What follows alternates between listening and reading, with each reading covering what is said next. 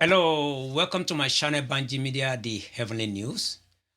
I still remain your anchorman for this show, and my name still remains the same. It has not changed, and this is Banji Lawal. What we'll be looking at today in this episode is what I call money.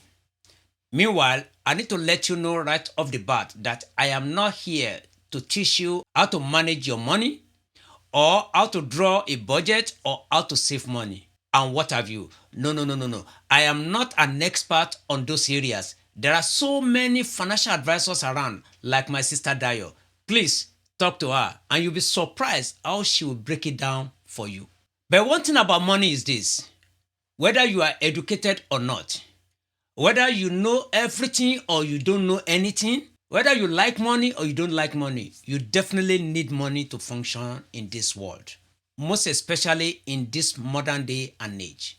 How much you have or how little you have is irrelevant. You just need some amount of money to function, at least to some extent. Honestly, you may not even know how to make the money. It doesn't matter. Money, is like food. You don't need to know how to prepare it, but you must eat. The same way, even if you don't know how to make money, you still need to spend money. And by the way, do you like money? Meanwhile, keep the answer to yourself, at least for now. We will come back to that. Or maybe I should say that's a topic for another day. Or see me behind the scenes to tell me. I promise I won't let anybody know what your answers are.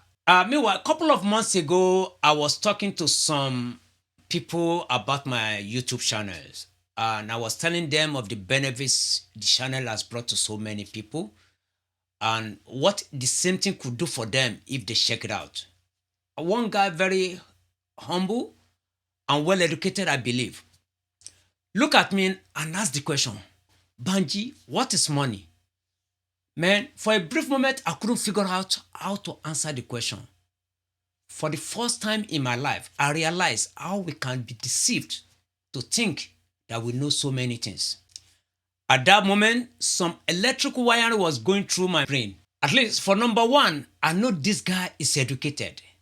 So he cannot be asking me this question just because he doesn't know what money is all about, or just because he's looking for definition of money.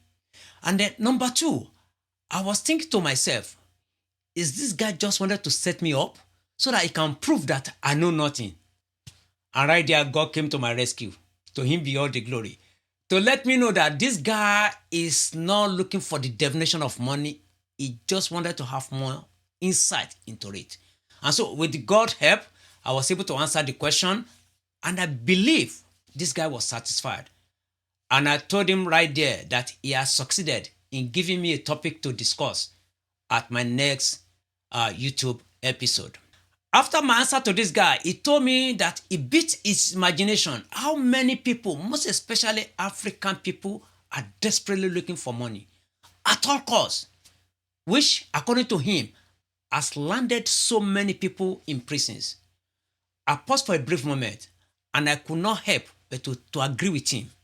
Yes, how do you reconcile the fact that many people engage in many devilish activities just to make money? Man, it is an eyesore. So, what do you know about money? Or, to present it the way the guy threw the question to me, what is money? Stay tuned and I'll be back.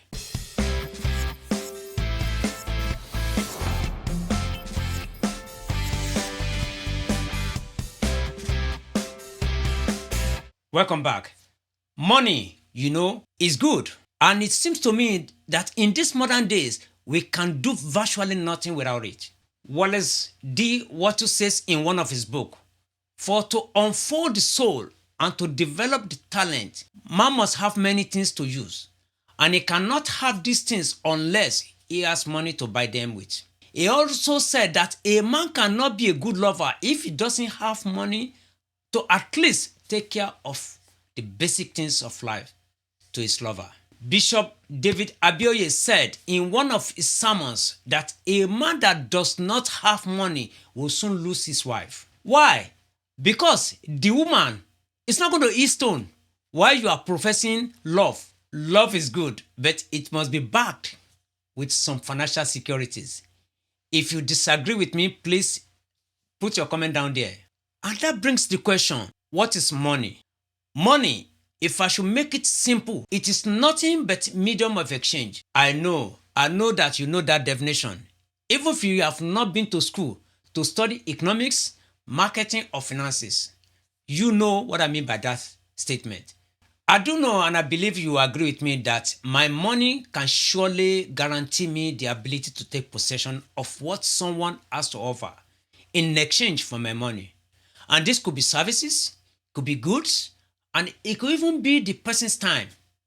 Just name it. Wait a minute, what do I have here in my wallet?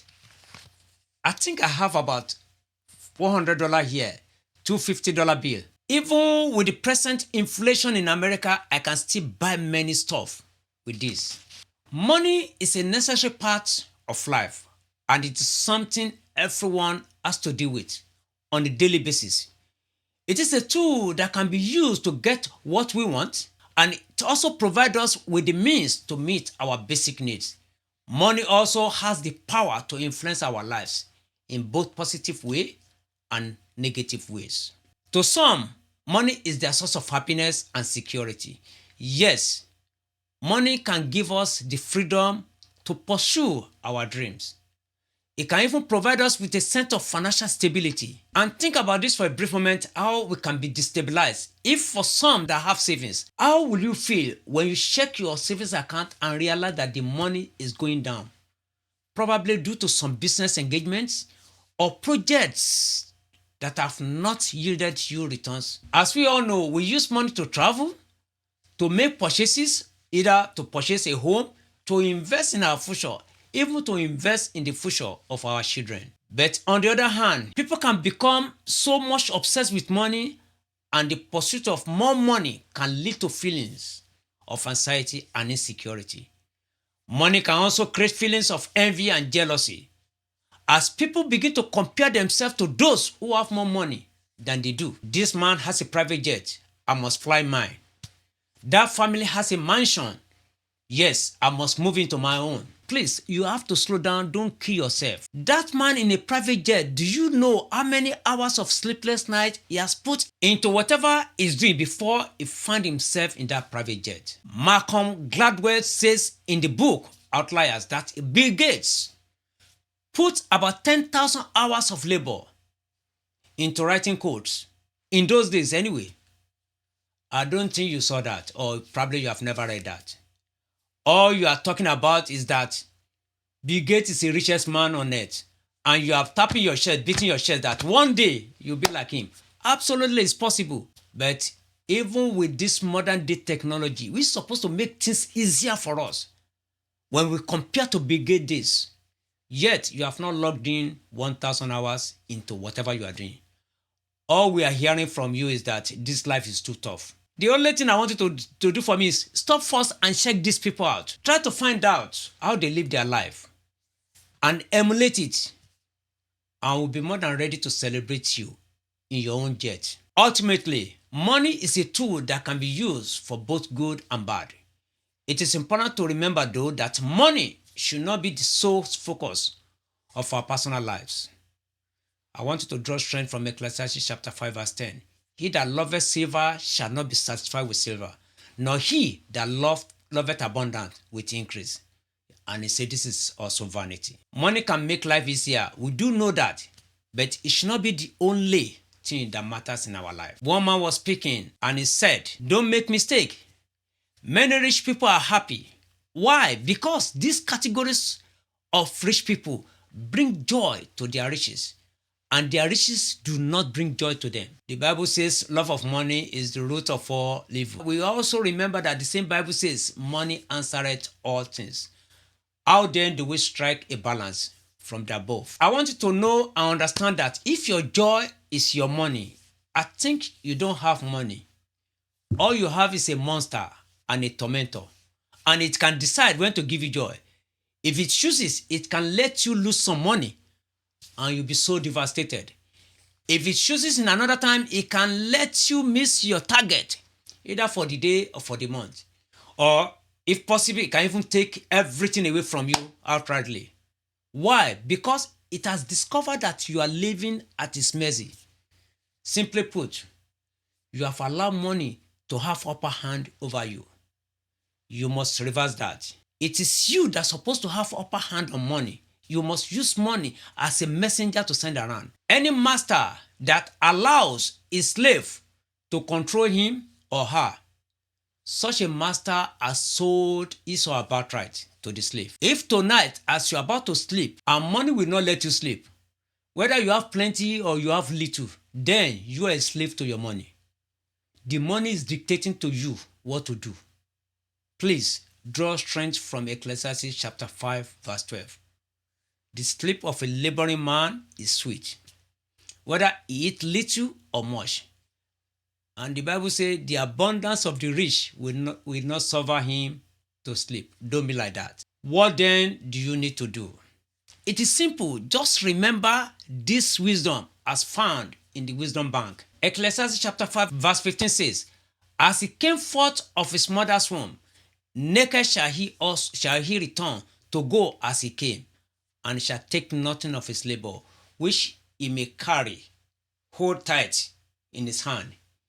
If you allow this to sink into your spirit, soul, and body, my friend, you will sleep like a baby, and you wake up in the morning to discover that you are still very much in charge. Okay, with all this story I've been saying, you might be wondering and say, Bangee, I don't care about all these stories. All I do care about is just to get money. What can I do to get this elusive power? Man, I don't know either, but I do know that the wisdom bank says, which we call the Bible, in Ecclesiastes chapter 5, 3 and 9, for a dream cometh through the multitude of business. And he compared that to the fool's voice that can be known by multitude of words. It also says in verse 9 that, moreover, the profit of the earth is for all, and the king himself served by the field. Talking about money, it is what God has already endowed the whole earth with. And that includes either you are a king or you are an ordinary citizen. You just have to know how to dig it out yourself. The question now is, how do you dig it out? In my last episode, I talked about how I used to beckon on friends for money when I want to go out. Until I had an encounter with divine power, which I call God, nothing seems to be working for me. And with that encounter, I discovered what it takes to hit it. And since then, it has never been the same. So my advice to you is this. First of all, search for God through our Lord Jesus Christ. And two, give services to people. I think those two, I believe, in most cases are the foundation. In those days, through my search for words, and that was in 1998, I had the opportunity to read and practice what was written in one small book, which is called The Hidden Covenants of Blessings by Dr. David O. Oyedepo of the Living Faith Church Worldwide. And I learned from this book what it takes to change my life. I'm encouraging you to read it too. You can see the link there. In fact, you can find it in the Apple Store. Again, I ask you the question, what is money to you? Until I see you again, I want to encourage you to meditate on this question, and I believe God will give you more insight. May you remain forever blessed, and thank you for watching. Bye for now.